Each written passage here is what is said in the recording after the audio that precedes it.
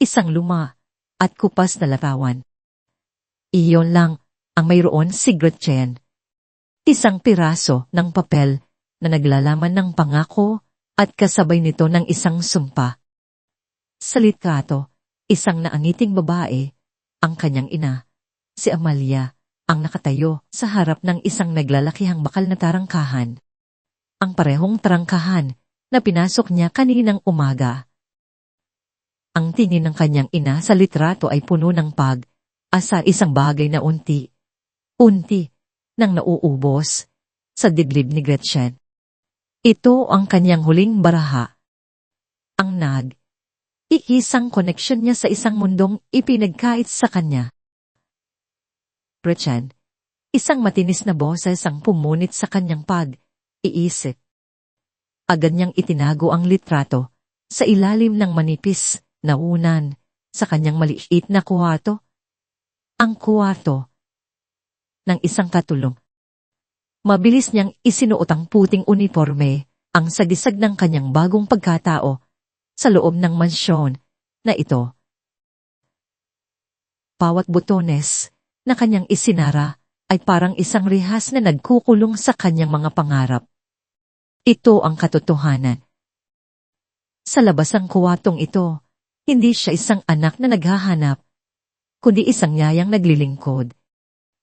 Sumunod siya sa matandang mayordoma, si Manang Belen, na may dalang listahan ng mga utos.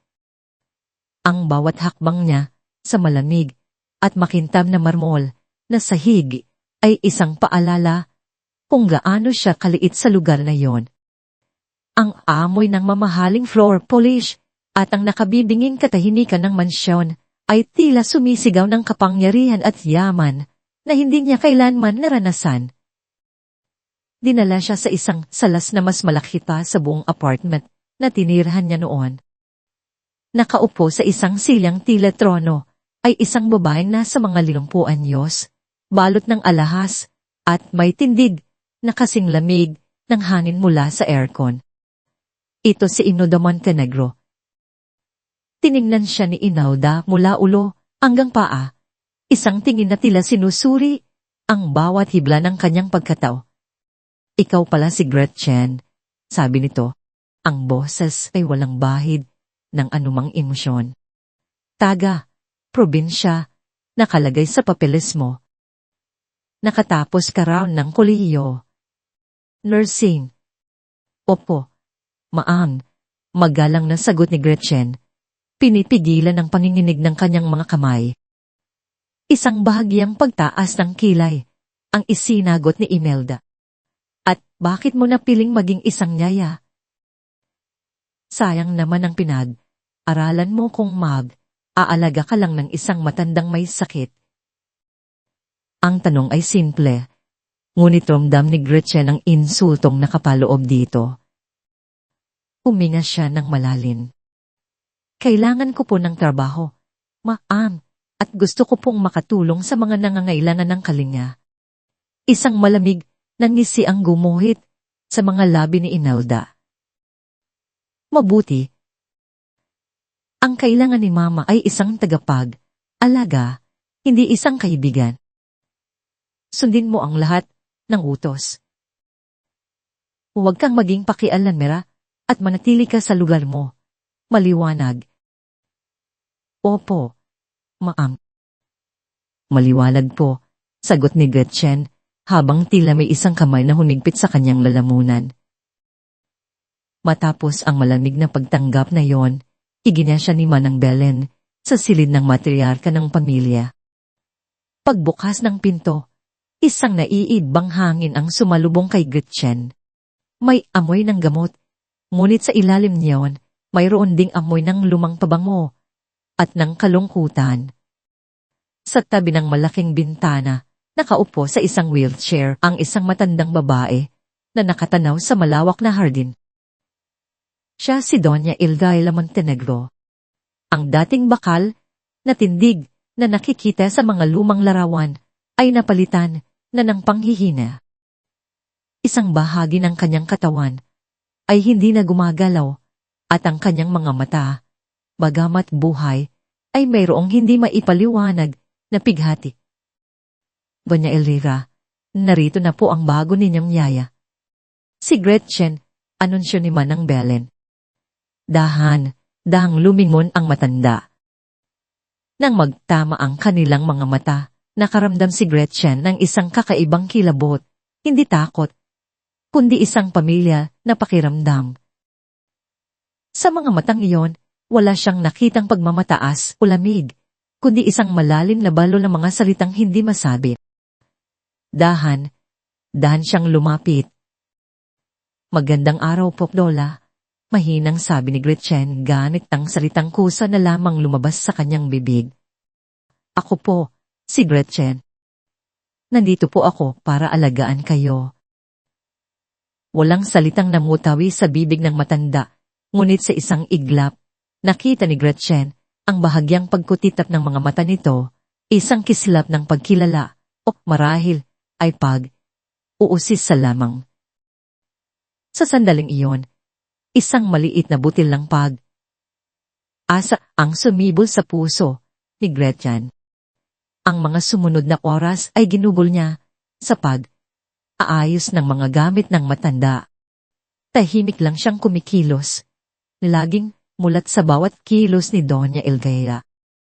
Pandang hapon, habang nagdadala siya ng isang baso ng tubig para sa matanda, isang malakas at kapurahang boses ang narinig niya mula sa pasilyo. Inigo's quarterly reports on in 5 minutes. Hindi pwedeng magkamali ang mga numero diyan. Isang matangkad at makisig na lalaki ang mabilis na naglalakad palapit sa direksyon niya. Hawak ang isang cellphone sa isang tenga habang ang mga mata ay nakatutok sa mga papeles na dala. Siya si Marco Montenegro, ang hepe ng Montenegro Corp, ang apo ng kanyang inaalagaan. Ang kanyang muka, na tila hinulma ng isang anghel, ay mayroong ekspresyon na kasing tigas ng bato. Sa pagmamadali nito, at sa pagiging abala ni Gretchen, hindi nila naiwasan ng isa't isa. Nagkabanggaan sila. Nabitawan ni Gretchen ang baso. Ang tubig ay tumapon sa sahig at, sa kanyang kasamang palag, ay tumalsik sa mga importanteng papeles na hawak ni Marco. Ano ba? Sigaw ni Marco. Ang boses ay puno ng inis. Matalim niyang tiningnan ang basang mga dokumento. Pagkatapos ay ibinaling ang tingin kay Gretchen. Ang mga matang iyon ay malig, mapanuri, at puno ng paghamak. Hindi ka ba tumitingin sa dinadaanan mo? Alam mo ba kung gaano kahalaga ang mga ito? Pasensya na po, sir. Sorry po. Hindi ko po sinasadya.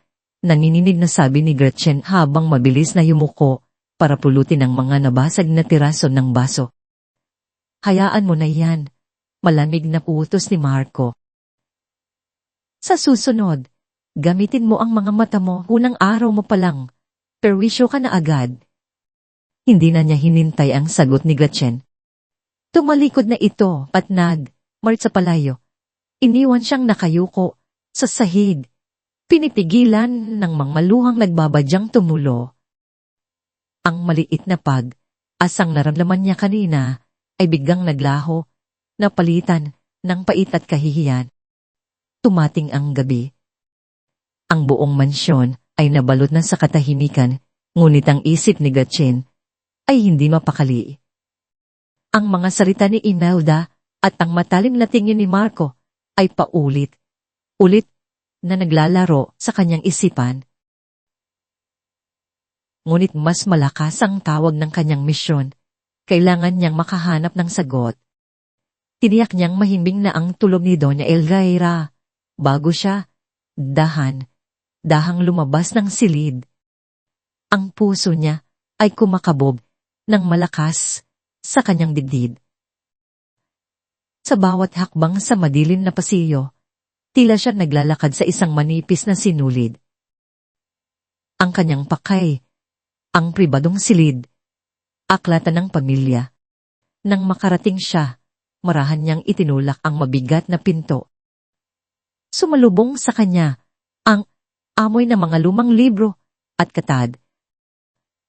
Libong libro ang nakahanay sa mga estranting abot, langit, mga piping saksi sa kasaysayan ng pamilyang Montenegro.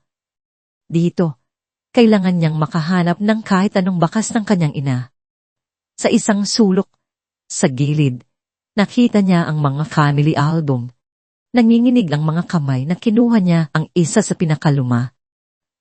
Maingat niyang binuklat ang mga pahina, mga larawan ng mga Montenegro sa iba't ibang okasyon, mga ngiting hindi umabot sa kanilang mga mata. Patuloy siya sa paghahanap. Ang kanyang buong atensyon ay nakatuon sa bawat larawan, nagbabaka sakaling makita ang pamilyar na mukha ng kanyang ina. Nasa kalagitnaan siya ng pagbubuklat ng click, isang nakakasilaw na liwanag, ang biglang bumalot sa buong silid, aklatan. Napapikit si Gretchen, nang imulat niya ang kanyang mga mata, isang anino ang nakatayo sa may pintuan. Ang anino ay dahang humakbang papasok sa liwanag, si Marco Montenegro. Nanlamig ang buo niyang katawan at nabitawan niya ang hawak na album. Lumika ito ng malakas na kalabob sa sahig. Isang tunog na tila gumising sa bawat sulok ng tahimik na mansyon, halos hindi siya makahinga. Hindi kumukurap ang mga mata ni Marco, nakatitig sa kanya na parang isa siyang peseng kailangang durugin. Ang kaswal na suot nitong puting shirt at pajama pants ay hindi nakabawas sa aura nitong puno ng kapangyarihan at pangal. Ano ang ginagawa ng isang yaya sa pribadong silid? Aklatan sa ganitong oras ng gabi? Tanong ni Marco. Ang boses ay kalmadong ngunit may talin. Naglakad ito palarit. Bawat hakbang ay tila isang dagok sa kumakabog niyang dibdib. Uminto ito sa tapat niya. Ang tangkad nito ay tila isang nagbabantang anino. Magnanakaw ka ba? Ang tanong ay tumama sa kanya na parang isang sampal. Naninginig ang mga labi ni Gretchen. Sinusubukang bumuo ng mga salita, ngunit walang lumalabas. Ang isip niya ay blangko. Anong idadahilan niya? Paano niya ipapaliwanag ang kanyang sarili nang hindi nabubunyag ang tunay niyang pakay? Sir, ako po. Hindi po. Halos pabulong niyang sabi. Ang tingin ni Marco ay bumaba sa nakabukas na album sa sahig, sa mga larawan ng kanyang pamilya na pinakikialaman nito. Nang bumalik ang tingin niya kay Gretchen, ito ay mas malamig, mas matalin. Isang tingin na puno ng kasiguraduhan na nahuli na siya nito sa akto. Hindi ko alam kung ano ang pakay mo sa pagpasok dito, malamig niyang sabi. Ang boses ay mababa at puno ng pagbabanta. Pero sisiguraduhin kong bukas na bukas din, hindi ka na makakatapak pa sa loob ng pamamahay na ito. Galit. Iyon ang unang naramdaman ni Marco, isang aalab na galit na dumaloy sa kanyang mga ugat. Paano naglakas loob ang babaeng ito na pasukin ang sagradong lugar ng kanilang pamilya, na halongkatin ang kanilang mga alaala na parang isang ordinaryong aklat lang. Isang babaeng wala pang 2 oras sa pamamahay nila. Akmang hahawakan na niya ito sa braso para kalagkarin palabas ng isang mahinang tunog mula sa intercom sa dingding ang pumigil sa kanya. Isang ungol. Mahina, ngunit sapat na para marinig sa katahimikan ng gabi. Galing iyon sa silid ng kanyang lola. Agad na nagbago ang aura ni Marco, ang galit ay napalitan ng pag-aalala. Mabilis siyang lumingon sa direksyon ng silid ni Doña Eulalia. Napatingin din doon si Gretchen. Ang takot sa kanyang mukha ay biglang nahaluan ng parehong aalala na naramdaman niya. Umalik ka sa kwarto ng lola, utos ni Marco. Ang boses ay mas mahina na, ngunit may bigat pa rin. Antayan mo siya. Uusap tayo bukas. Hindi na naghintay ng sagot si Gretchen. Mabilis itong tumango at halos takbuhin ang daan palabas ng silid, aklatan, pabalik sa kanyang responsibilidad. Naiwan si Marco sa gitna ng liwanag. Ang katahimikan ay muling bumalot sa kanya, ngunit ngayon ay may kasama ng pagkalito. Pinulot niya ang album na nahulog sa sahig. Isinara ito at maingat na ibinalik sa estante.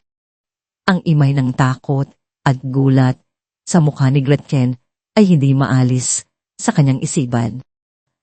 Kinabukasan, pumasok si Marco sa kanyang opisina sa loob mismo ng mansyon. Sinubukan niyang ituon ang pansin sa mga numero sa kanyang computer screen, sa mga ulat ng kumpanya na nangangailangan ng kanyang desisyon. Ngunit wala roon ang kanyang isip. Ulit na bumabalik ang eksena kagabi, ang babaeng iyon, si Gretchen. Biglang pumasok sa kanyang alaala ang isang uusap nila ng kanyang ina. Ilang taon na ang nakalipas noong nagsisimula pa lang siyang humawak ng responsibilidad sa kumpanya. Marco, anak, sabi ni Imelda, habang inaayos ang kurbata niya noon. Sa mundong ito, ang tiwala ay isang bagay na hindi mo basta ipinanimigay. Tandaan mo, huwag kang magtitiwala sa kahit sino, lalo na sa mga mukhang gagamitin nila ang kahinaan mo laban sa iyo. Palagi silang may kailangan, palagi silang may motibo. Ang mga salitang iyon ay tumatak sa isip ni Marco. Iyon ang naging Biblia niya sa negosyo at sa buhay. At si Gretchen, sa kanyang paningin, ay ang perpektong halimbawa ng taong tinutukoy ng kanyang ina. Isang babaeng galing sa probinsya, may pinag-aralan, pero piniling maging katulong. Para kay Marco, hindi magkatugma ang mga piraso ng puzzle. Mayroon itong itinatagong motibo. Dahil sa hindi mapakaling isipan, binuksan niya ang isang application sa kanyang tablet. Isang live feed mula sa mga security camera sa loob ng mansyon. Alam niyang isa itong paglabag sa privacy, ngunit kailangan niyang makasiguro. Ipinakita ng screen ang silid ng kanyang lola. Doon, nakita niya si Gretchen. Nakaupo ito sa isang maliit na upuan sa tabi ng wheelchair ni Doña Elvira. Hawak ang isang libro ng mga lumang tula. Dahan itong nagbabasa. Ang boses ay mahinahon at malambing, tila isang oyay. Ang kanyang lola naman ay tahimik lang na nakikinig. Ang mga mata ay nakapikit. At sa unang pagkakataon, sa loob ng maraming buwan, nakita ni Marco ang isang payapang ekspresyon sa mukha nito. Wala ang laging nakakunot na noo. Wala ang bakas ng paghihirap. Napakunot ang noo ni Marco. Inasahan niyang makikita si Gretchen na nagbubulungan sa cellphone o naghahalungkat ng mga gamit. Ngunit ang nakikita niya ay isang eksenang puno ng pasensya at kalinga, isang bagay na hindi kayang bilhin ng pera. Isang bagay na hindi naibigay ng mga naunang yaya na mas mataas pa ang sahod. Ikinainis niya ang sarili dahil sa naramdamang paghanga. Ilang oras pa ang lumipas. Sa pamamagitan pa rin ng kamera, nasaksihan niya ang isa pang eksena. Inabutan ni Gretchen ng isang basong tubig ang kanyang lola. Nanginginig ang kamay ni Donna Elvira nang tanggapin ito. Bigla, nabitawan ng matanda ang baso. Kumalat ang tubig sa sahig. Hinintay ni Marco ang reaksyon ni Gretchen. Hinintay niyang mainis ito o magpakita ng pagkadismaya, tulad ng ginawa ng lahat ng naunang yaya. Ngunit iba ang ginawa ni Gretchen. Hindi man lang nagbago ang ekspresyon ng kanyang muka. Agad siyang lumuhod, hindi para sa nabasag na baso, kundi para tingnan kung nabasa ang kanyang lola. Okay lang po, lola. Hindi po kayo nabasa? Tanong nito. Ang boses ay puno ng lambing. Pagkatapos, hinawakan nito ang nanginginig na kamay ng matanda. Hindi niyo po sinasadya. Aksidente po iyon. Huwag po kayong mag-alala. Napaiyak si Doña Elvira. Isang bakas ng hiya ang makikita sa kanyang mukha. Ngunit si Gretchen ay ngumiti lamang. Isang ngiting tila nagsasabing naintindihan niya ang lahat. Pagkatapos lang niyon, siya kumuha ng basahan at nagsimulang maglinis na parang walang anumang nangyari. Napatitig si Marco sa screen. Isang bagay sa loob niya ang bahagyang natinag. Ang mga naunang yaya ay magrereklamo, magsusumbong sa kanyang ina, o kaya ay magpapakita ng pagkainis sa matanda. Ngunit si Gretchen, sa kilos nito ay hindi niya nakita ang isang empleyado. Nakita niya ang isang taong may tunay na malasakit. Mabilis niyang isinara ang tablet. Isang inis, hindi kay Gretchen, kundi sa sarili, ang kanyang naramdaman. Naguguluhan siya. Ang lahat ang sinabi ng kanyang ina. Ang lahat ng kanyang pinaniniwalaan ay tila hinahamon ng simpleng kilos ng isang babaeng itinuturing niyang banda. Kinahapunan, habang papunta siya sa silid ng kanyang lola para personal itong kumustahin, nasa lubong niya ang kanyang ina. May iritasyon sa mukha ni Imelda. Nat, girl Gretchen, simula nito. Masyado siyang nagiging kampante. Na doon, light it. Pinapalinis ko sa kanya ang mga lumang gamit sa bodega ng kwarto ni Mama. Mga basura lang naman iyon para magkaroon siya ng ibang pagkaabalahan at hindi laging nakadikit sa lola mo. Hindi sumagot si Marco, ngunit lalo lang nadagdagan ng kanyang pagdududapag. Aalala nang makita niya si Gretchen na nasa isang sulok ng malaking silid. Nakaluhod ito sa sahig, sa harap ng isang bukas na bowl na puno ng mga luma at maalikabok na ganit. Malinaw na sinusunod nito ang utos ni Imelda. Ngunit, sa halip na makita ang pagkadismaya sa mukha nito, nakita niya ang isang tahimik na paggalang habang maingat nitong pinupunasan ng bawat bagay bago ilagay sa isang hiwalay na kahon. Nakatayo lang si Marco sa may pinto, hindi gumagawa ng inay, isang tahimik na tagamasid. Pinanood niya si Gretchen habang maingat nitong binubuksan ang isang maliit na kahon na gawa sa maitim na kahoy. Mula sa loob, kinuha nito ang isang bagay, isang maliit na music box. Kahit mula sa kanyang kinatatayuan, nakita ni Marco ang pagkamangha sa mga mata ni Gretchen. Dahan nitong pinihit ang maliit na susi sa gilid. Isang mahina, tunog. Lumipas ang ilang araw. Isang kakaibang katahimikan ang namagitan sa mansyon, isang katahimikang mas nakabibingi kaysa sa dati. Iniwasan ni Gretchen ang landas ni Marco hanggat maaari. Si Marco naman, sa tuwing magkakasalubong sila, ay nagbibigay lamang ng isang matipid na tango. Ang mga mata ay may dalang tanong na hindi niya masabi. Ngunit ang banta ng pagpapaalis sa kanya ay hindi na muling nabanggit. Para kay Gretchen, ang bawat araw ay isang paglalakad sa alambre. Ngunit, ang pag-aada niya kay Doña Elvira ang naging kanlungan niya. Sa piling ng matanda, nakakahanap siya ng kapayapaan. Napansin niyang tila mas nagiging alerto ito at, kung minsan, kapag nagbabasa siya ng mga komento, nahuhuli niyang may isang munting ngiti sa mga labi nito. Isang hapon, habang nakaupo sila sa hardin, napansin ni Gretchen ang lungkot sa mga mata ni Doña Elvira habang nakatingin ito sa isang bahagi ng hardin na nalanta at walang bulaklak. Isang ideya ang pumasok sa isip ni Gretchen. Kinabukasan, gamit ang kaunting terang na ito niya, bumili siya ng mga buto ng bulaklak na sangpagita.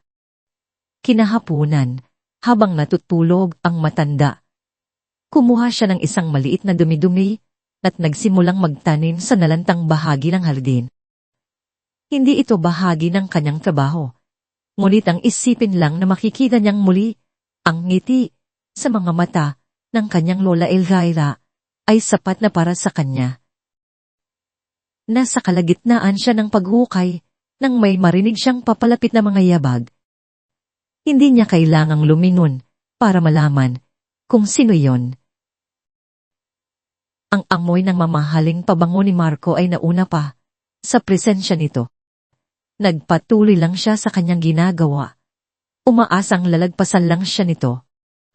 Ngunit, uminto ito sa kanyang likuran. "Anong ginagawa mo?" tanong ni Marco. Ang boses, gaya ng dati, ay may awtoridad. "Nagtatanim po, sir." Sagot niya nang hindi lumilingon. "Hindi yan kasama sa trabaho mo." "Alam ko po." "Para po kay Lola Elvira ito," mahinang sagot niya. Sa wakas, tumayo siya para kumuha ng isa pang supot ng buto na nakapatong sa isang maliit na upuang kahoy.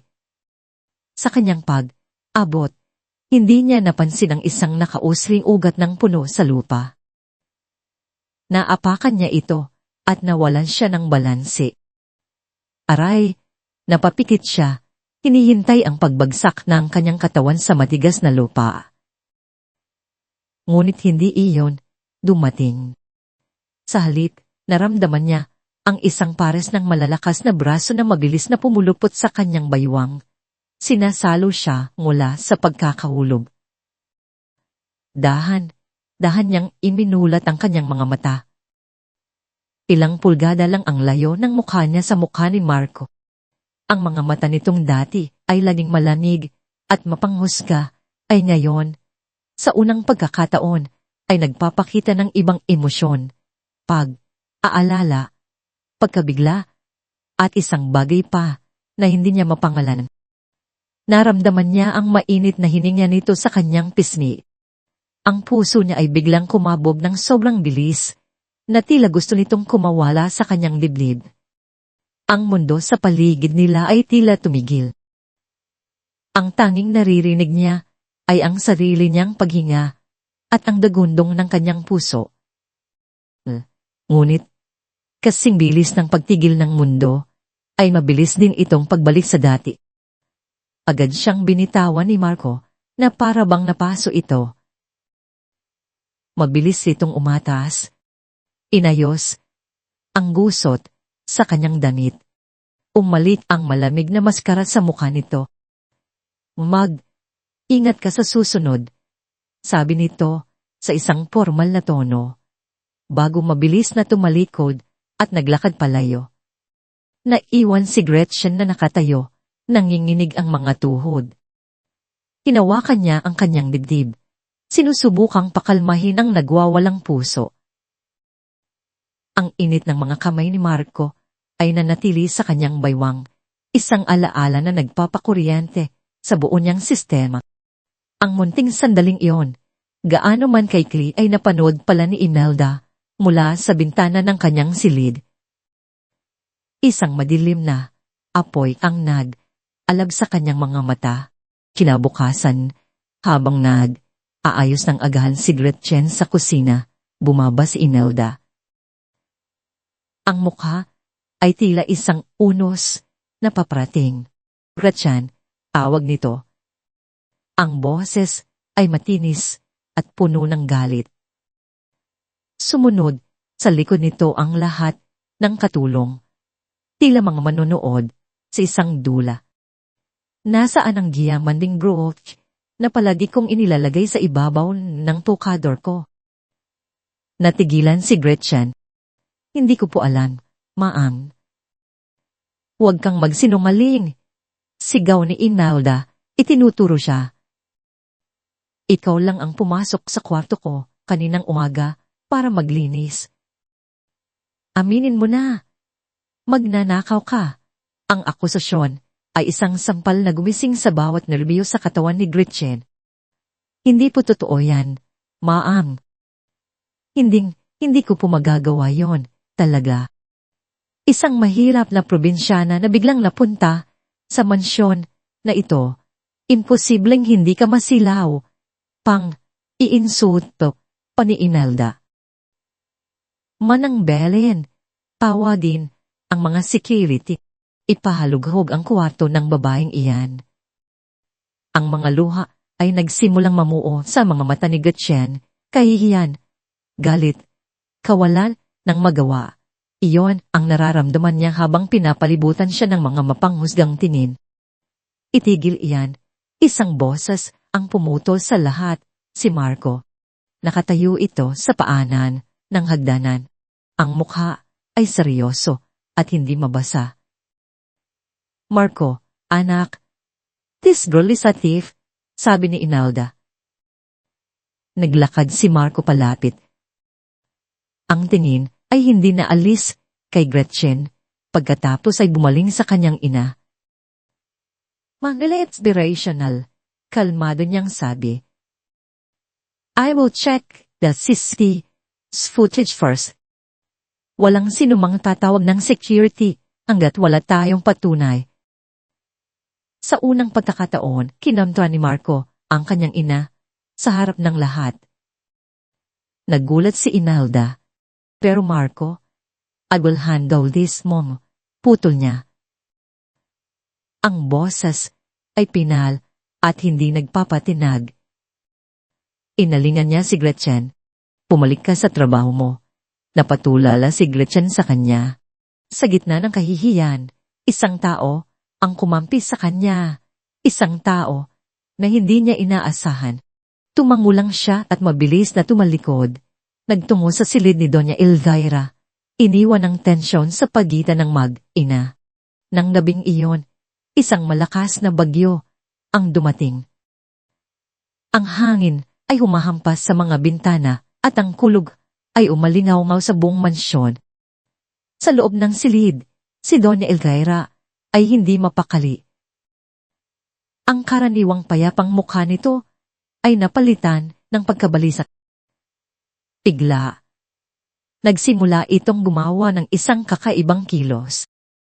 Ang kanang kamay nito, ang isa sa iilang bahagi ng katawan na nagagalaw pa nito, ay paulit-ulit na tumatapik sa braso ng kanyang wheelchair.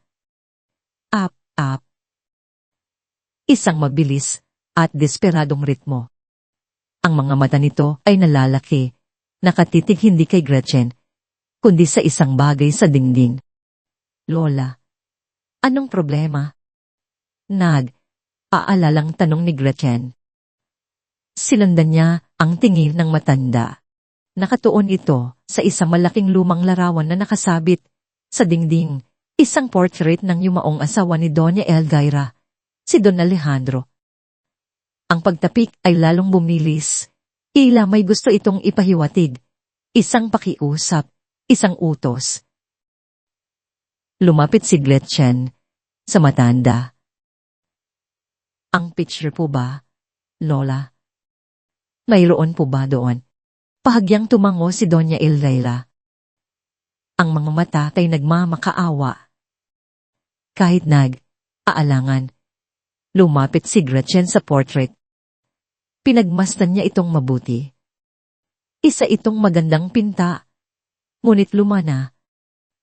Hinaplos niya ang makapal at magalubong kwadro nito. Sa kanyang paghaplos, naramdaman niya ang isang bahagi sa ilalim na tila maluwag. Ginamit niya ang kanyang mga daliri at matahan itong sinubukan. Click! Isang halos hindi marinig na tunog. Isang maliit na bahagi ng kwadro, ang bahagyang bumukas. Isang lihim na kompartimento. Nanginginig ang mga kamay na binuksan niya ito. Sa loob ng maliit na espasyo, mayroong isang supot na gawa sa lumang pelos. Mainat niya itong kinuha. Mabigat ito.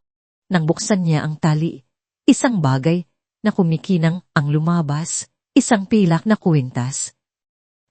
Simple lang ito, ngunit may isang palawit na hugis, puso. At sa gitna ng puso, mayroong isang pangalang nakaukit sa magandang sulat, kamay, Gabriela. Uminto ang paghinga ni Gretchen. Ang pangalan. Ang pangalan niya. Ang tunay niyang pangalan, ang pangalang ibinigay sa kanya sa ampunan bago ito pinalitan. Ang pangalan na tanging siya lang ang nakakaalam. Ito na ang patunay. Ang mga luha ay sunod na pumatak mula sa kanyang mga mata. Hawak niya sa kanyang mga kamay ang susi sa buon niyang pagkatao. Sa gitna ng kanyang pagluha, bumukas salang pinto. Pumasok si Yaya Dory, ang pinakamatandang katulong sa bahay, na may dalang isang tray ng tsaa. Gretchen, iha, teto na ang tsaa ng senyora. Natigilan nito nang makita ang kuwintas sa kamay ni Gretchen. Nanginginig na tumayo si Gretchen. Umarap siya sa matandang katulong. Ang mukha ay basa ng luha, ngunit ang mga mata ay may bagong determinasyon. Itinaas niya ang kuwintas para makita ito ni Yaya Dory. Alam niyo po ba kung ano ito? Tanong ni Gretchen. Ang boses ay basag, ngunit malinaw. Ang mukha ni Yaya Dory ay biglang namutla na parang isang puting papel. Ang kanyang mga mata ay nanlaki sa gulat at takot. Ang kanyang mga labi ay bumuka ngunit walang salitang lumabas. Klang, ang hawak niyang tray ay nahulog mula sa kanyang nanginginig na mga kamay. Ang tasa ay nabasag sa sahig. Lumilikha ng isang matinis na ingay na sumabay sa dagundong ng kulog sa labas. Ngunit ang tunog na iyon ay wala, kumpara sa nakabibinging katahimikan na biglang bumalot sa kanilang dalawa. Namuti ang paligid para kay Yaya Dory. Ang ingay ng nabasag na tasa ay nawala, napalitan ng isang umuugong na tunog sa kanyang mga tain niya. Ang kuwintas. Ang kuwintas na iyon. Pagkatapos ng 24 na taon, muli niyang nakita ang bagay na naging simbolo ng kanyang kasalanan. Nakita niya ang mukha ni Gretchen. Puno ng mga tanong, puno ng luha. Ngunit, ang nakikita niya ay hindi si Gretchen, ang Yaya. Ang nakikita niya ay ang mukha ng isang sanggol na binalot niya sa kumot, isang sanggol na ipinagkatiwala sa kanya ni Doña Elgaira. Isang sanggol na nakasuot ng kaparehong kuwintas. Si Gabriela, saan mo yan nakuha? Nanginginig ang boses ni Yaya Dory. Ang bawat salita ay tila isang tinig na lumalabas sa kanyang lalamunan. Si Lola po ang nagturo, sagot ni Gretchen. Ang mga mata ay nakatitig sa kanya, naghahanap ng sagot. Yaya Dory, kilala niyo po ba ang pangalang ito? Kilala niyo po ba si Gabriela? Pumagsak ang mga balikat ni Yaya Dory. Ang bigat ng 24 na taon ng pagsisisi ay biglang bumagsak sa kanya. Wala na siyang lakas para magsilungaling pa. Umiling siya, hindi bilang pagtanggi, kundi bilang pagsuko. Ang mga luha ay nagsimulang mamuo sa kanyang mga mata, pangaluhang matagal na niyang itinatago. Alika, umupo tayo, sabi niya. Ang boses ay halos isang bulong. Iginya niya si Gretchen sa isang maliit na upuan sa sulok, malayo sa pandinig ng natutulog na si Doña Elgaira. Ang bawat hakbang ay tila isang parusa. At doon, sa ilalim ng madilim na liwanag ng isang lampara, sa saliw ng walang tigil na ulan sa labas, nagsimula siyang magkuwento, isang bahagi ng katotohanan. Ang pangalan sa kuwintas na iyan. Simulan niya. ay pangalan ng nawawalang apo ni Doña Elvira, si Gabriela Montenegro. Napasinghap si Gretchen, kahit paalam na niya sa kanyang puso ang kasagutan. Ang ina mo, si Amalia, pagpapatuloy ni Yaya Dori, ay anak ng yumaong bunsong anak ni Donya. Minahal niya ang isang lalaking hindi katanggap, tanggal sa pamilya. Itinakwil siya. Ngunit, nang malaman ni Doña Elvira na nagdadalang tao siya, palihim niya itong tinulungan. Siya ang nagbigay ng kuwintas na iyan sa iyo noong isinilang ka. Ang mga piraso ng puzzle ay nagsimulang magkabit. Kabit sa isip ni Gretchen. Pero bakit po ako nawala? Bakit po ako napunta sa ampunan? Dito na nagsimulang maninig ang buong katawan ni Yaya Dori. Dahil sa kanya, bulong niya. Dahil kay Senyora Inalda. Sa ibang bahagi ng mansyon, sa kanyang maranyang silid, hindi mapakali si Imelda Montenegro. Narinig niya ang kalabog ng nabasag na sa kanina, isang masamang pangitain. Mula nang dumating ang babaeng iyon, si Gretchen, nararamdaman niyang ang mga pader na maingat niyang itinayo sa loob ng mahigit 2 dekada ay unti nang gumuho. Napatingin siya sa salamin. Nakita niya ang isang babaeng balot sa yaman, ngunit sa ilalim ng mga alahas at mamahaling damit, nakita niya ang takot. Ang takot na yon ang nagdala sa kanya, pabalik sa nakaraan.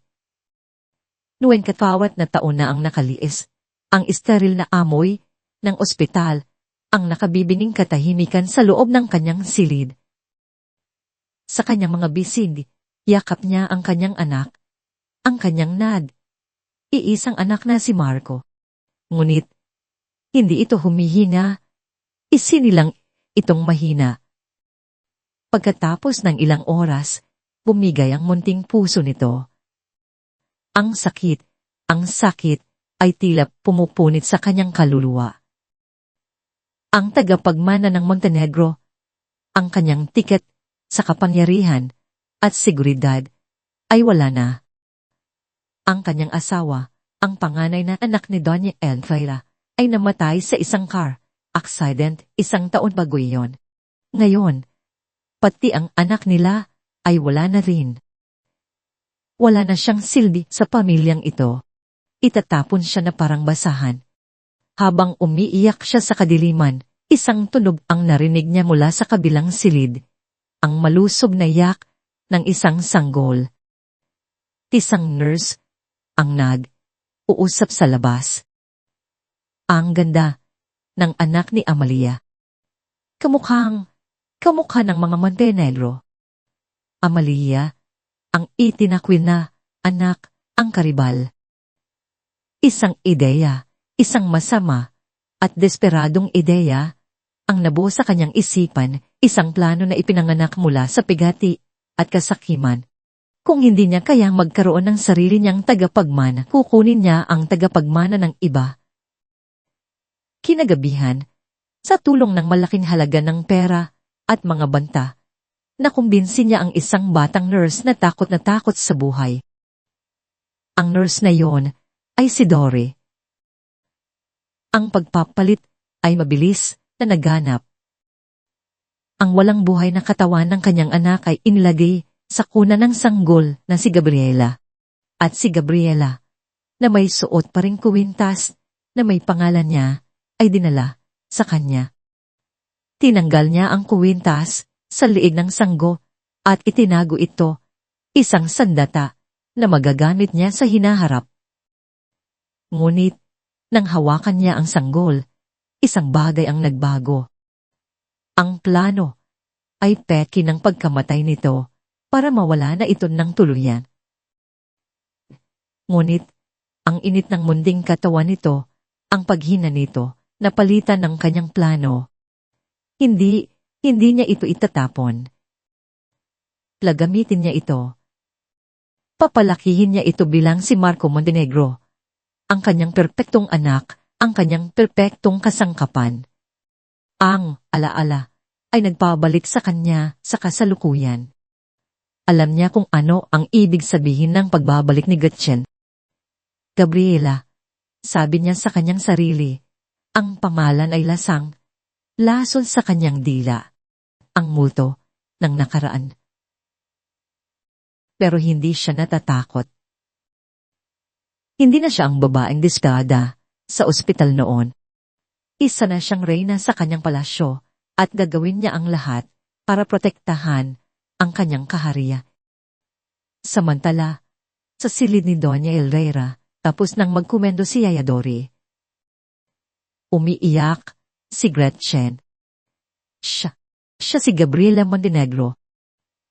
Ang lahat, ang kanyang mga tanong ay nasagot na. Pero bakit po ngayon yun lang sinabi? Tanong ni Gretchen sa gitna ng mga hikbi. Dahil sa takot. Iha. Takot kay Senyora Imelda, sagot ni Yaya Dori. Pero tama na. Sobra na ang kasinungalingan. Sa gitna ng kanilang pag-uusap, bumukas ang pinto.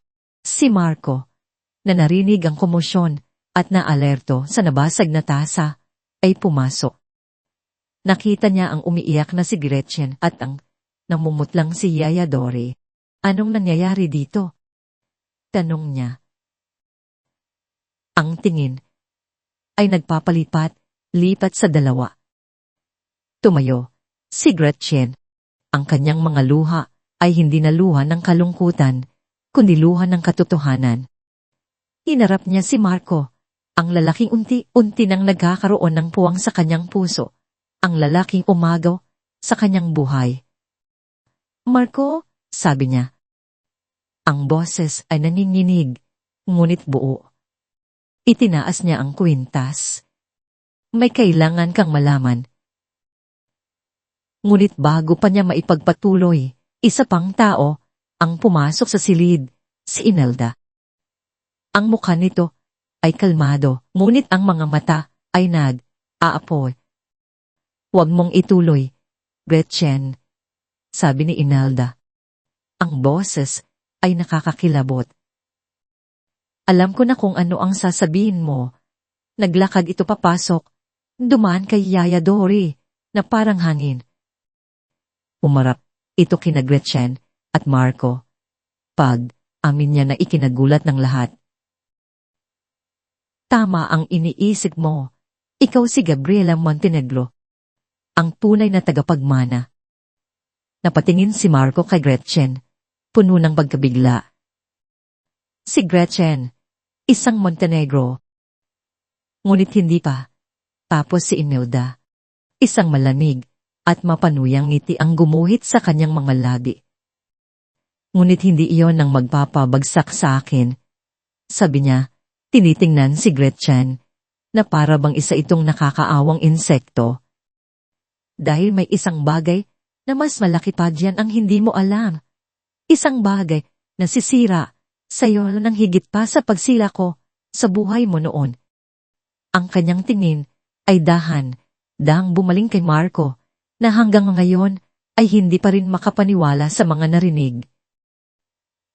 Marco, anak, sabi ni Imelda sa isang malambing ngunit makamandag na tono.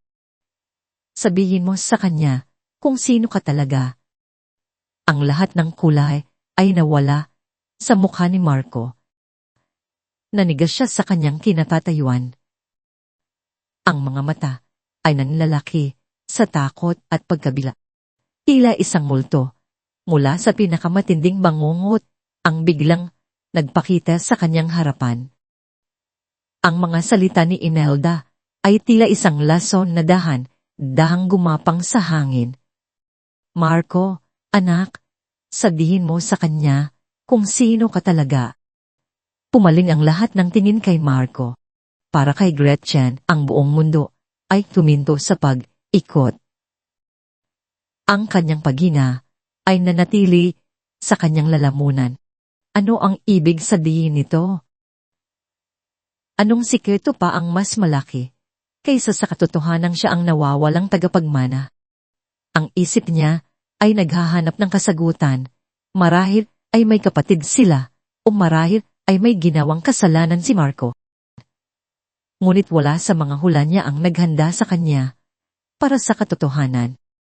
Nakita niya ang pagbabago sa mukha ni Marco.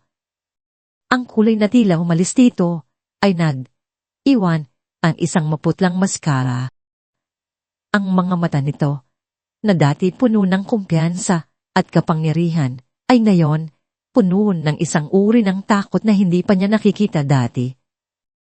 Isang takot ng isang taong ang buong pagkatao ay biglang kinuwestiyon. Umuka ang mga labi ni Marco, ngunit walang salitang lumabas. Tumingin ito sa kanya, at sa mga mata nito, nakita ni Gretchen ang isang pakiusap. Isang pakiusap na sana'y hindi na lang niya nalaman. Anong ibig sabihin ni Mama? Tanong ni Marco. Ang boses ay basag at halos hindi marinig. Ngunit, ang tanong ay hindi para kay Gretchen, ito ay para kay Imelda. Ngumiti si Imelda. Isang ngiting walang kagalakan, isang ngiting nagpapahayag ang tagumpay. Hindi mo ba sasabihin, anak, o gusto mong ako ang magsabi? Umiling si Marco, isang bahagya at desperadong pag-iling. Pumina siya ng malalim, tila kumukuha ng lakas mula sa hangin na tila ninakaw sa kanilang lahat. At pagkatapos, tumingin siya ng diretsyo kay Gretchen. Hindi ako isang Montenegro, amin niya. Ang apat na salitang iyon ay tumama kay Gretchen na parang isang bala ng baril, mas masakit, mas nakamamatay.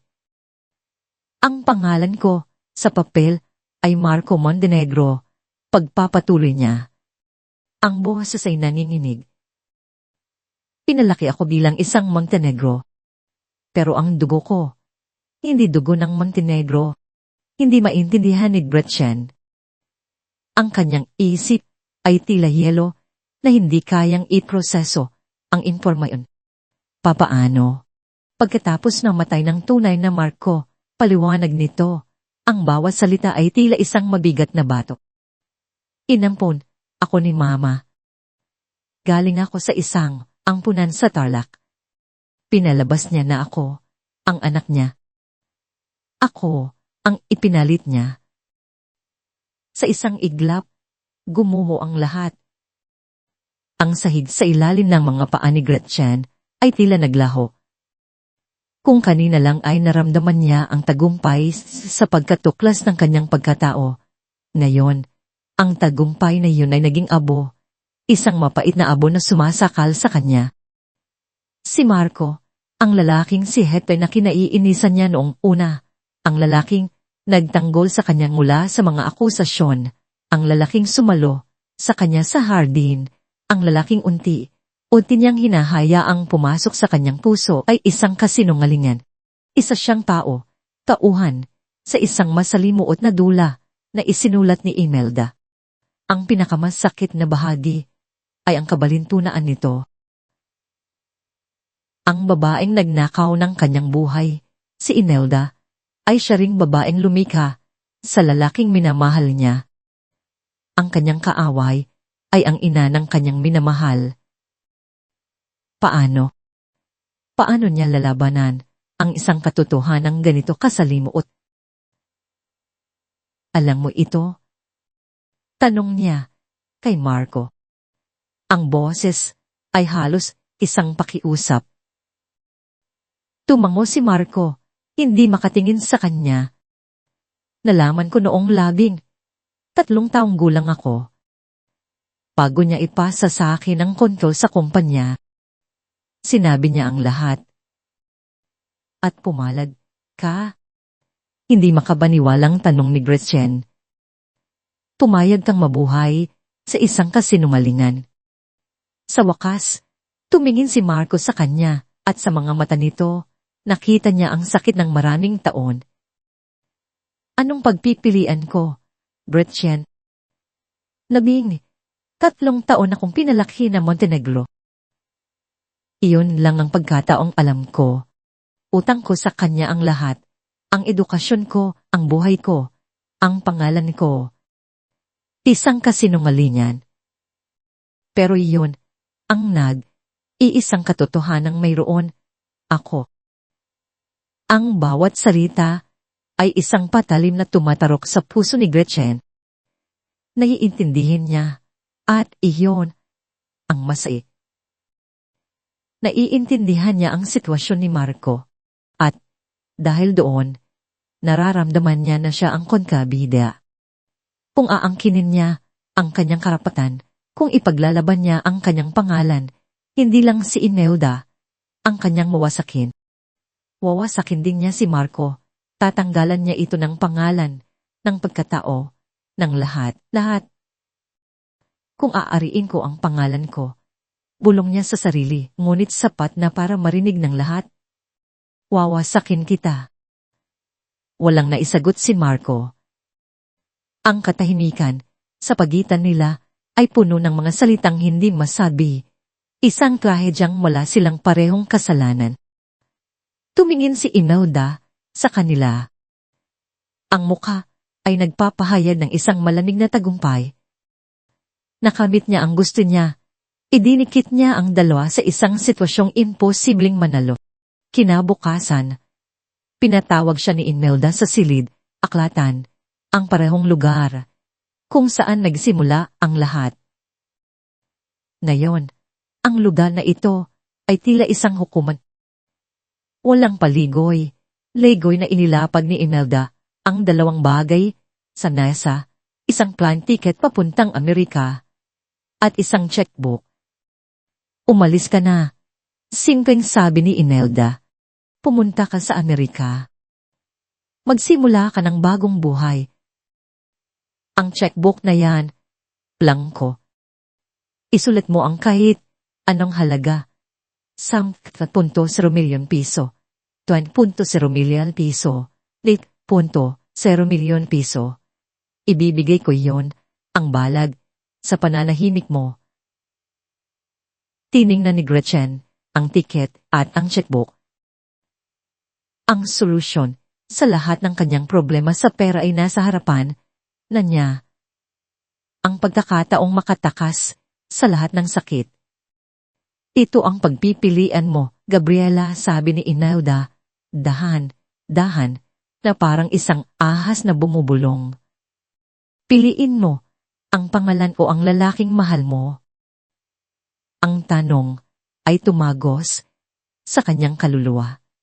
Ang pangalang Montenegro na magbibigay sa kanya ng karapatan, ang yaman, ng paghihiganti. O si Marco, ang lalaking ang buong pagkatao ay nakasalalay sa pananahimik niya. Pinulot ni Gretchen ng plane ticket. Pinulot niya ang checkbook. Tumingin siya kay Imelda na may isang munting ngiti sa labi. Iniisip na nanalo na siya.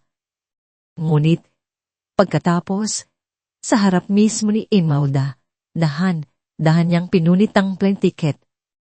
Hinati niya ito sa 2, sa 4, sa 8, hanggang sa maging maliliit na piraso na lang ito. Pagkatapos, kinuha niya ang checkbook at ginawa rin ang parehong bagay. Ang mga piraso ng papel ay parang niebe na nahulog sa mamahaling Persian carpet. Ang ngiti ni Imelda ay naglaho. Tumingin si Gretchen ng diretso sa mga mata nito. Ang kanyang mga mata ay hindi na nagpapakita ng takot o pagkalito. Ang naroon na lang ay isang matinding sakit at isang bago, nag-aalab na determinasyon. Wala po akong pipiliin, sabi niya. Ang boses ay kalmado, ngunit may bigat na parang bato. Hindi ko po kukunin ang pera ninyo at hindi ko po hayaang sirain ninyo ang isang taong walang kasalanan. Gagawa ako ng sarili kong daan. Pagkatapos, sabihin ang mga salitang iyon, isang matinding pagkahilo ang naramdaman niya. Ang tensyon ng mga nakaraang araw, ang mga revelasyon, ang sakit, lahat ay bumagsak sa kanya. Ang kanyang paningin ay nagsimulang magdilin. Ang huli niyang nakita ay ang gulat sa mukha ni Imelda, bago siya tuluyang lamunin ng kadiliman at bumagsak sa sahig. Ang tunog ng pagbagsak ng katawan ni Gretchen sa sahig ay tila isang bombang sumabog sa loob ng silid. Aklatan. Para kay Marco, iyon ang tunog na gumising sa kanya mula sa isang mahabang masamang panaginip. Gretchen, nawala ang kanyang pagkatulala, ang kanyang pag-aalangan. Isang bagay na mas malakas kaysa sa takot at kahihiyan ang biglang umapaw sa kanya. Isang umapaw na pangangailangang protektahan ang babaeng nasa sahig. Siya ang unang lumapit. Lumuhod at marahang itinaas ang ulo nito. Ang mukha ni Gretchen ay maputa. Ang kanyang paghinga ay mababaw. Tumawag kayo ng doktor. Sigaw niya sa mga katulong na natatarantang nakatayo sa may pinto. Ang tingin niya ay dumapo sa kanyang ina na nakatayo pa rin. Ang mukha ay nagpapakita ng gulat, hindi sa pagkahimatay ni Gretchen, kundi sa pagkabigo ng kanyang plano. Sa isang iglap, nakita ni Marco ang lahat ng may buong linaw, ang karahasan sa likod ng kalmadong tindig ng kanyang ina, ang bigat ng kasinungalingang pinasan niya sa buong buhay niya, at ang pambihirang lakas ng babaeng sa kanyang mga bisig. Isang babaeng mas pinili ang mawalan ng malay kaysa yumuko sa pera at pananakot. Isang babaeng handang isakripisyo ang sariling karapatan para sa isang lalaking ang buong pagkatao ay isang huwad. Habang binubuhat niya si Gretchen, na magaan na parang isang babasaging manika, pabalik sa silid nito, ang mga piraso ng pinunit na plan ticket at checkbook sa sahig ay tila mga abo ng isang nasunog na tulay. Ang tulay na iyon ang nag-uugnay sa kanyang lumang buhay. At sa sandaling iyon, abang akay niya si Gretchen, nagdesisyon si Marco. Tatawirin niya ang nasusunog na tulay na iyon at hindi na siya lilingon pa. Kinagabihan, habang binabantayan ng isang pribadong nurse si Gretchen, na natutulog pa rin dahil sa matinding pagod, hinanap ni Marco si Yaya Dori. Natagpuan niya ito sa maliit na kapilya sa loob ng mansyon, nakaluhod, nanginginig habang nagdarasal. Ang mukha nito ay basa ng luha. Dahan siyang umupo sa tabi nito. Hindi siya nagsalita agad. Inayaan niya ang katahimikan at ang amoy ng kandila na mamagitan sa kanila. Yaya, mahina niyang sabi. Nagulat ang matanda at napatingin sa kanya. Puno ng takot. Si Sir Marco. Wag po kayong matakot, ya, sabi ni Marco. Ang paggamit niya ng po at ya ay ikinagulat ng matanda. Wala po akong balak na saktan kayo o sisihin. Alam ko pong biktima lang din kayo. Lalong napaiyak si Yaya Dori.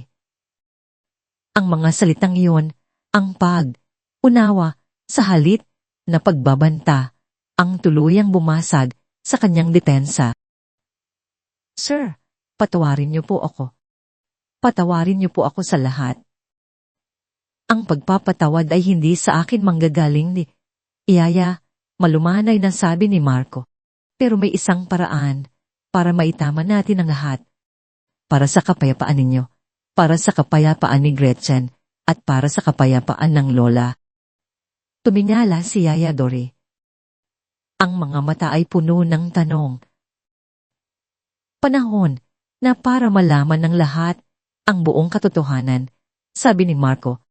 Ang boses ay puno ng isang bagong determinasyon na hindi pa naririnig ng matanda mula sa kanya. Panahon na para itama ang lahat. Para sa kapayapaan ng lahat. Kinabukasan, isang kakaibang tensyon ang bumalot sa mansyon. Nagising si Gretchen na medyo mabuti na ang pakiramdam, ngunit ang biglat sa kanyang puso ay naroon pa rin. Inalok siya ng almusa sa kanyang silid, ngunit hindi niya magawang kumain. Anong mangyayari ngayon? Anong susunod niyang gagawin. Bandang tanghali, isang katulong ang kumatok sa kanyang pinto. Pinapatawag po kayo ni Sir Marco sa main dining hall. Aalangan man, sumunod si Gretchen. Sa kanyang pagdating, hindi lang si Marco ang naroon. Nakaupo sa isang silya si Doña Elvira, na mukhang mas alerto kaysa dati. Nasa tabi nito si Yaya Dory, na nakayuko at nanginginig pa rin. At sa kabisera ng mahabang mesa, nakaupo si Imelda. Ang mukha ay isang maskara ng yelo, ngunit ang mga mata ay nagbabaga. May dalawa pang lalaking nakaupo na hindi niya kilala, nakasuot ng formal na barong, mga abogado. Mabuti, at narito ka na, Gretchen, sabi ni Marco. Tumayo siya, hindi bilang CEO ng Montenegro Corp, kundi bilang isang lalaking handa ng harapin ang kanyang paghuhukom. Anong ibig sabihin nito? Tanong ni Gretchen. Ipinatawag ko ang mga abogado ng pamilya, paliwanag ni Marco. Para marinig nila ang lahat. Para maging opisyal ang lahat. Marco, ano itong kabaliwan na ito? Malamig na sabi ni Imelda. Huwag mong gawin ang isang bagay na pagsisisihan mo, ngunit hindi nakinig si Marco. Tumingin siya kay Yaya Dory, at marahang tumango. Iyon lang ang kailangan ng matandang katulong. Nanginginig na tumayo si Yaya Dory. Pumarap siya sa lahat, ngunit ang kanyang mga mata ay nakatuon kay Doña Elvira. Senyora, Doña Elvira, patawarin niyo po ako, simulan niya. Ang boses ay basag.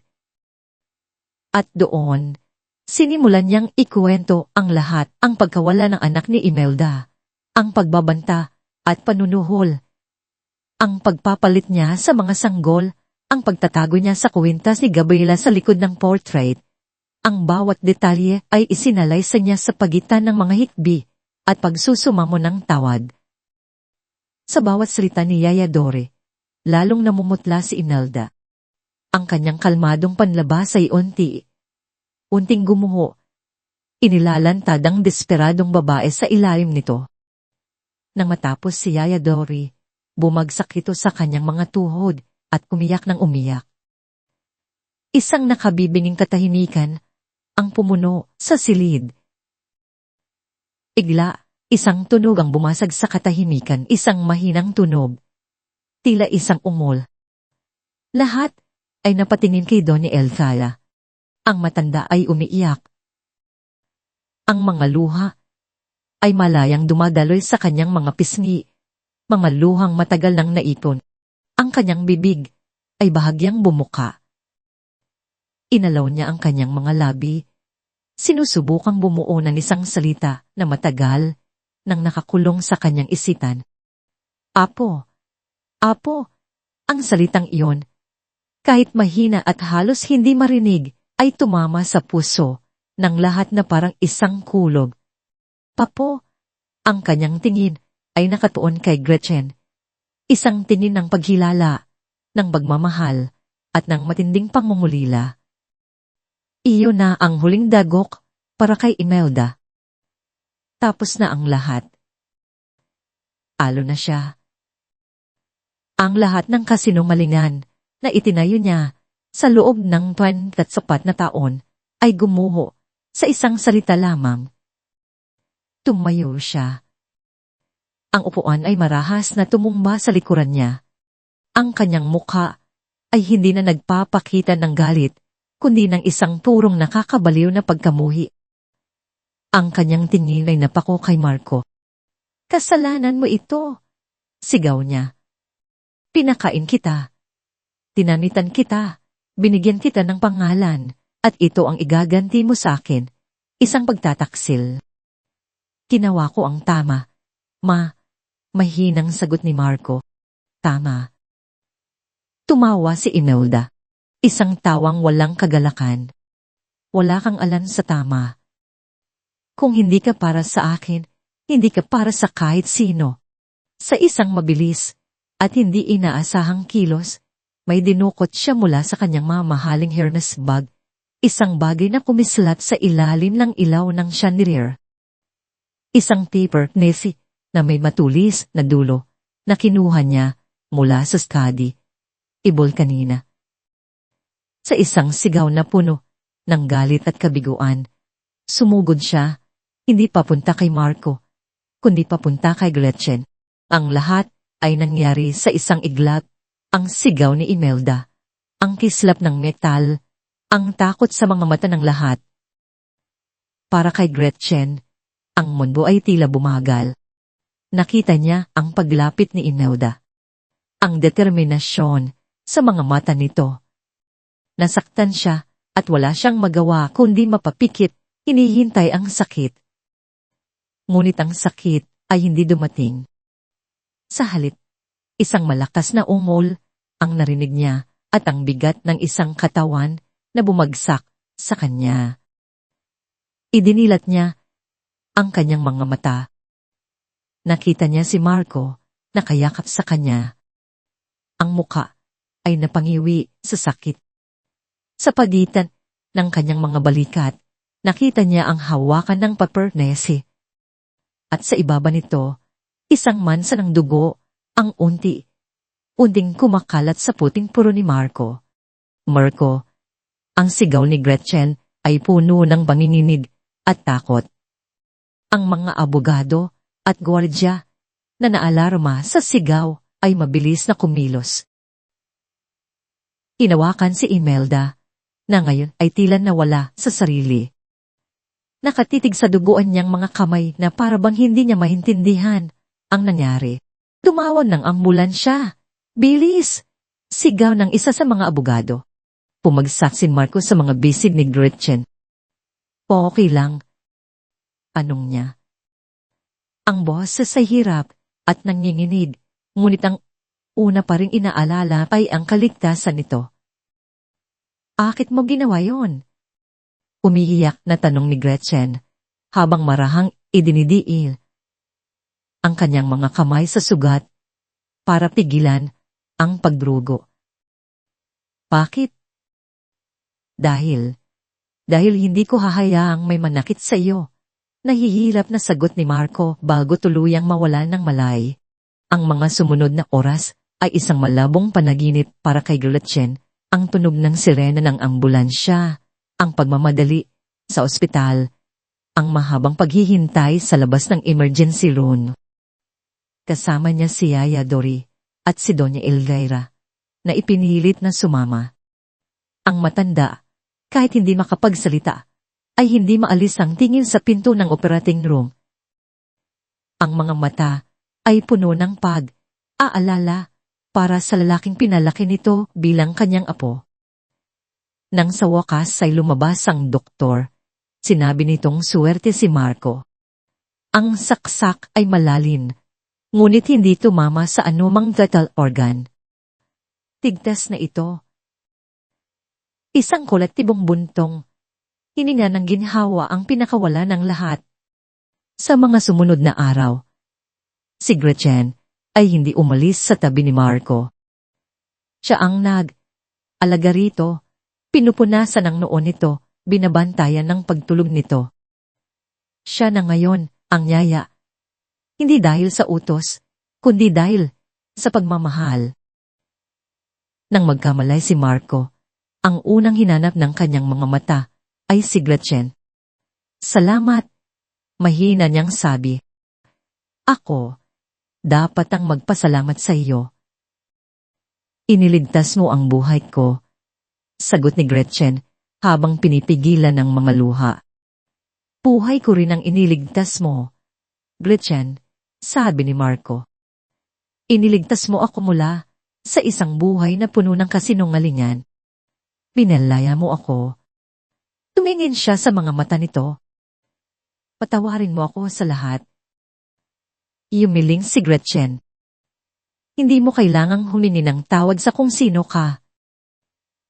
Ang insidente ay naging isang malaking iskandalo, ngunit mabilis itong tinakpan ng mga abogado ng pamilya.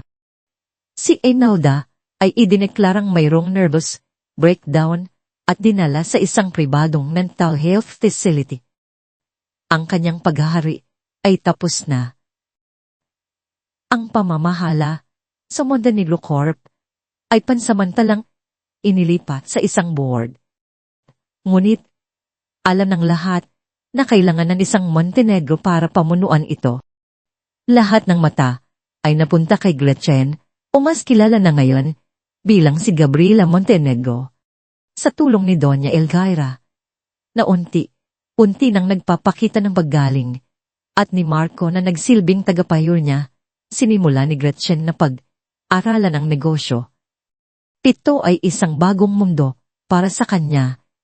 Ngunit natuklasan niyang mayroon siyang natuwal na talino at tibay ng loob na minana niya sa kanyang lola. Isang hapon, sa opisina sa loob ng mansyon, habang tinitingnan nila ang mga papeles, tumigil si Gretchen at tumingin kay Marco. Marco, gusto kong manatili ka sa kumpanya, sabi niya. Gusto kong maging partner kita. Gretchen, hindi pwede, sagot ni Marco. Wala na akong karapatan. Hindi ako isang Montenegro. Lumapit si Gretchen sa kanya. Hinawakan niya ang mga kamay nito. Ang pangalang Montenegro ay nasa dugo ko. Pero ang pamilya ko ay hindi lang tungkol sa dugo. Tumingin siya ng diretso sa mga mata nito. Ikaw ang pamilya ko, Marco. Kasama si Lola at si Yaya Dori. Tayo ang pamilya. Sa mga salitang iyon, lahat ng natitirang pagler sa puso ni Marco ay tuluyang gumuho. Niyakap niya si Gretchen ng mahigpit. Isang yakap na puno ng pasasalamat, pagtanggap, at isang pag-ibig na sinubok ng apoy. Ilang buwan ang lumipas. Isang maaraw na umaga, magkasamang tumayo si Gretchen at Marco sa harap ng dalawang puntod sa isang tahimik na sementeryo. Ang puntod ng kanyang mga magulang, sina Amalia, at ang ama niyang hindi niya nakilala. Sa tabi nito, ipinahanap din nila ang puntod ng tunay na anak ni Imelda, ang sanggol na nagngangalang Marco.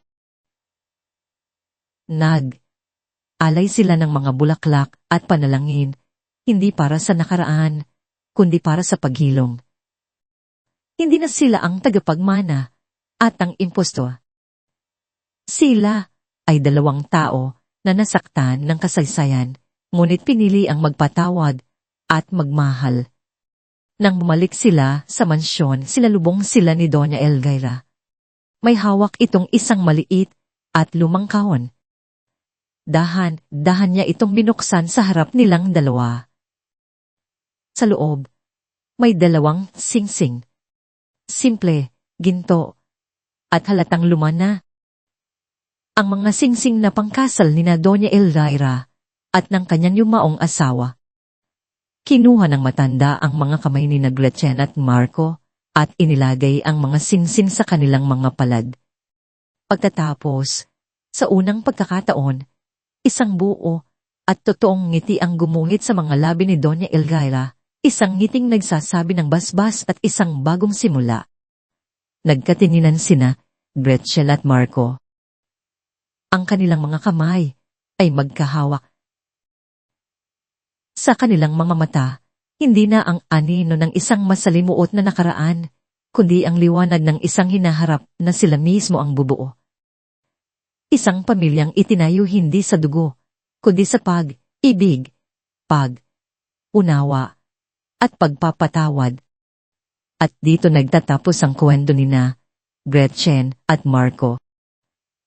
Sa aming mga minamahal na tagapakinig, isang taos, pusong pasasalamat. Salamat sa pagsama ninyo sa bawat pagpatak ng luha, sa bawat pagtibok ng puso, at sa bawat pagsubok na pinagdaanan ng ating mga bida.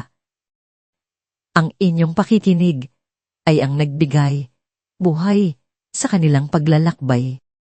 Habang isinusulat ko ang kwentong ito, naramdaman ko rin ang sakit ni Gretchen at ang bigat na pinasan ni Marco.